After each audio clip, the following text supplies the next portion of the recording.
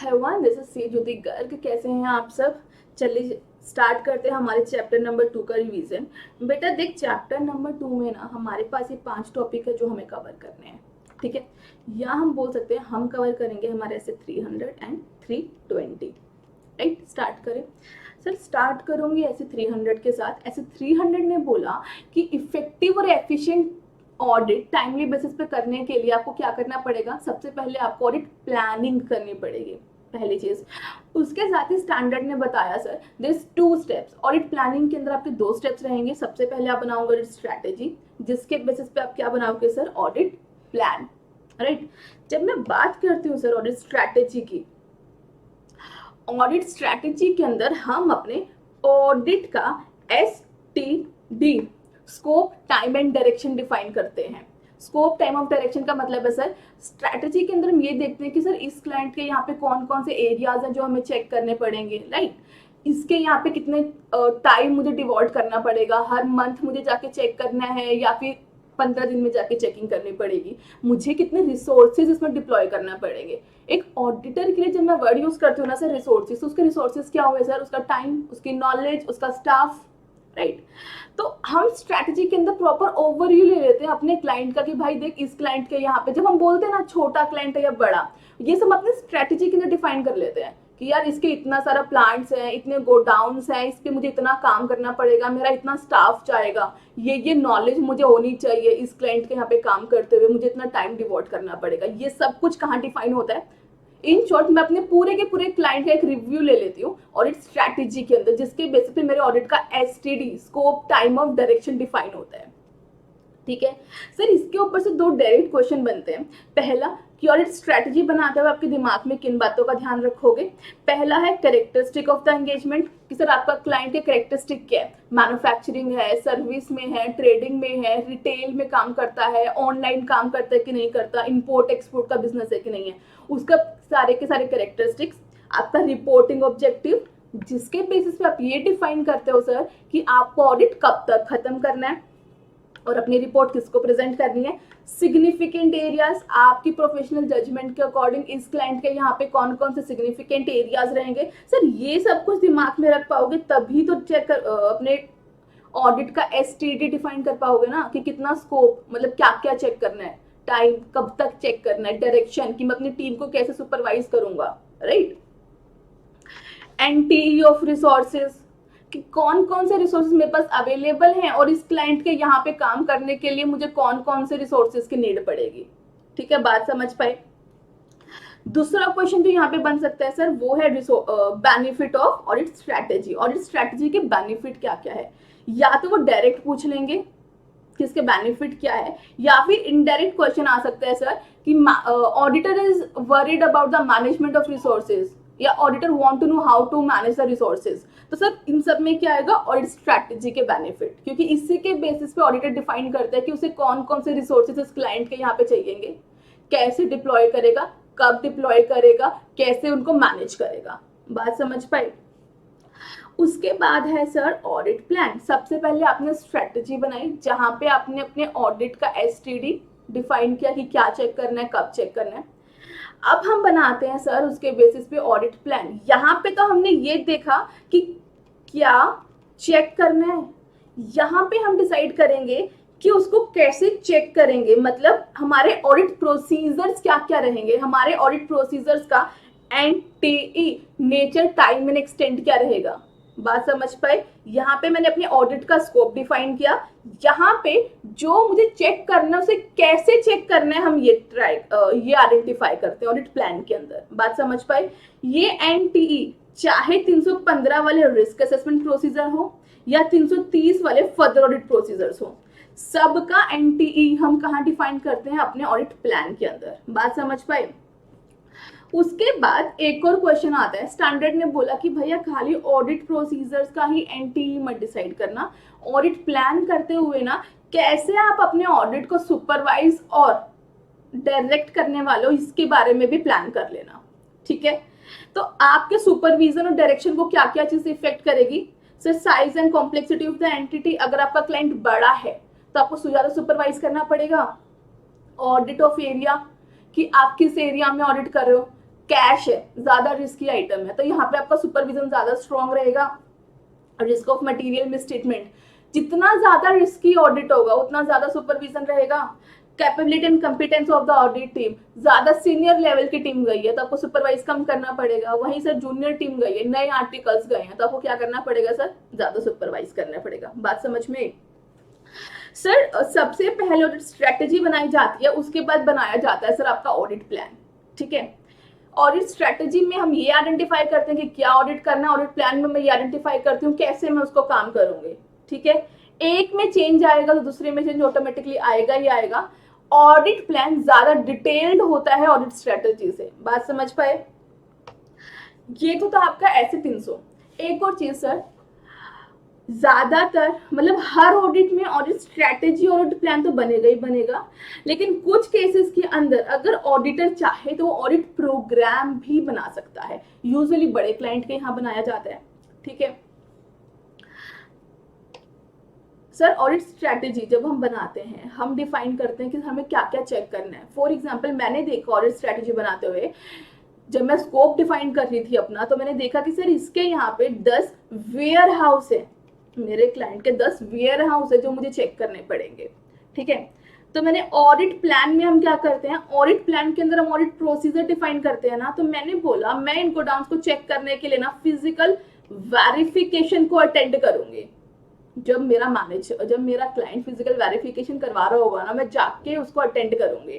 ठीक है sir, audit programme में क्या करते हैं हम, ऑडिट प्रोग्राम के अंदर जो मेरी ऑडिट प्रोसीजर्स है ना, उसको करते हुए मैं क्या क्या एक्टिविटीज करूंगा, ये मेरे वेरिफिकेशन प्रोसीजर की चेकलिस्ट है। मतलब सर मैंने ऑडिट प्लान में डिफाइन किया कि मैं फिजिकल वेरिफिकेशन चेक करूंगी, राइट, मैं फिजिकल वेरिफिकेशन अटेंड करूंगी। अब फिजिकल वेरिफिकेशन करते हुए मेरे क्या क्या स्टेप रहेंगे, ये उसका चेकलिस्ट होता है जो हम ऑडिट प्रोग्राम के अंदर बनाते हैं।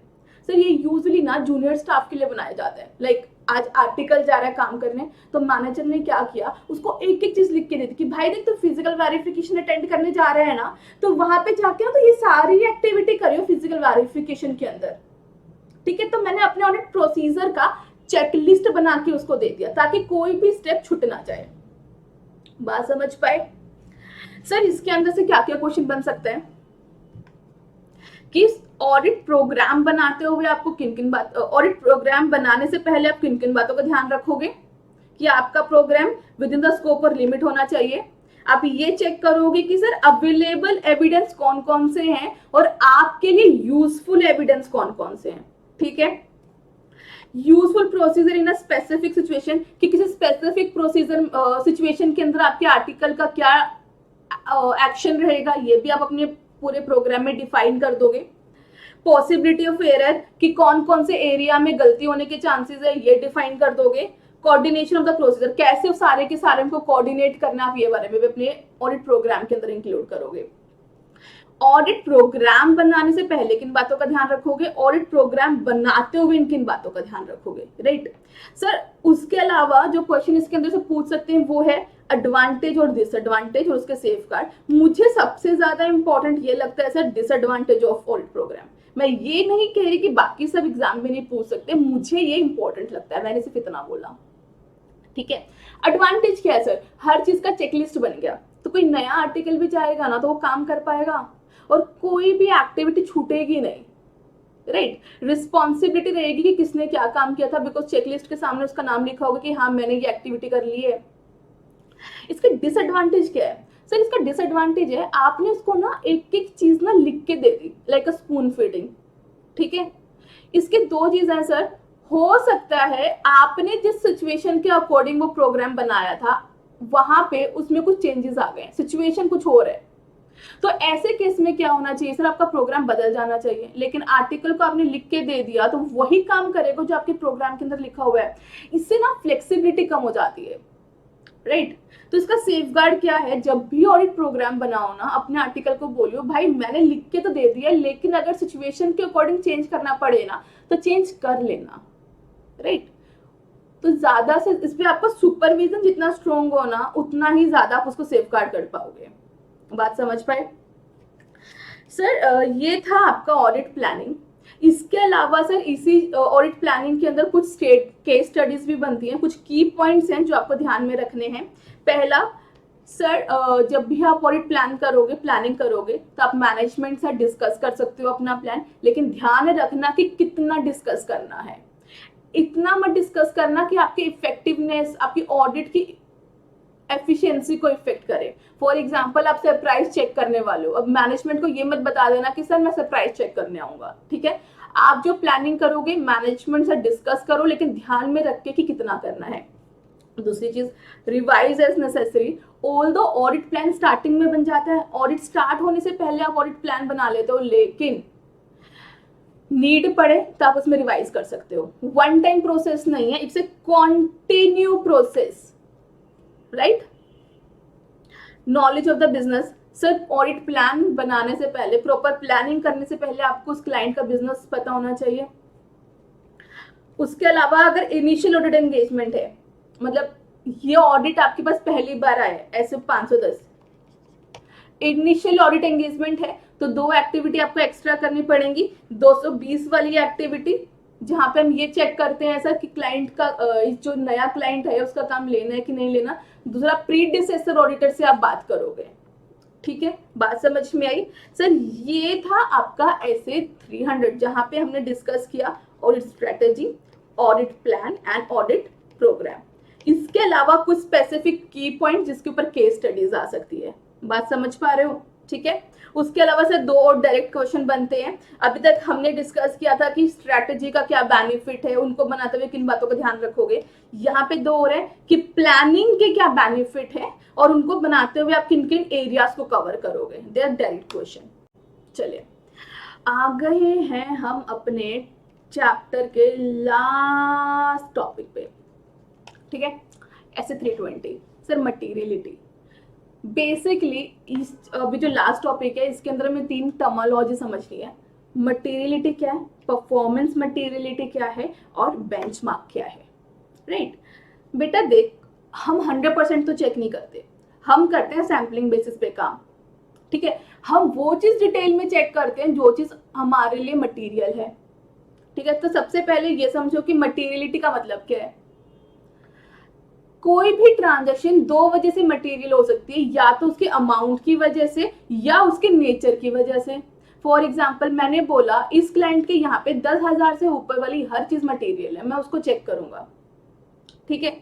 लेकिन कोई transaction for example related party transaction है, 5,000 की है, 10,000 से कम है, all the related party transaction है, because of the nature of transaction मेरे लिए मटेरियल हो जाएगी, ठीक है।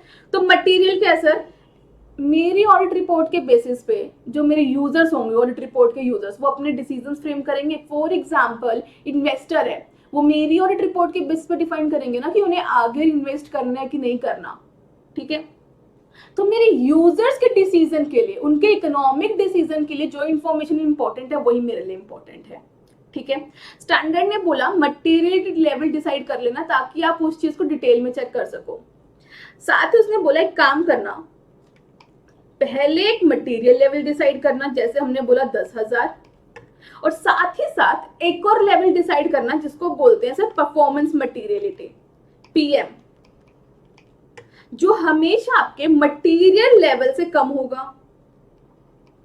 सर देखो, जैसे नाम बोल रहा है परफॉर्मेंस मटेरियलिटी, स्टैंडर्ड बोला कि देखो वैसे तो ऑब्वियसली जो चीज मटेरियल है, मटेरियलिटी वाली चीज तुम्हारे लिए इंपॉर्टेंट है, लेकिन एक काम करना, जब भी चेकिंग करो ना तो एक परफॉर्मेंस लेवल एक और डिफाइन कर लेना जो हमेशा मटेरियल लेवल से कम होगा।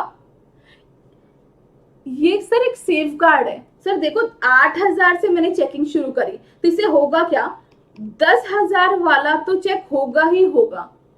अब बस थोड़ी एक्स्ट्रा चेकिंग कर रहे हो ताकि आपका ऑडिट रिस्क आप कम कर सको। बात समझ पाए? तो performance materiality a level less than the materiality, ताकि आप अपना काम हमेशा मटेरियल लेवल से कम से स्टार्ट करना ताकि रिस्क कम हो सके, ठीक है।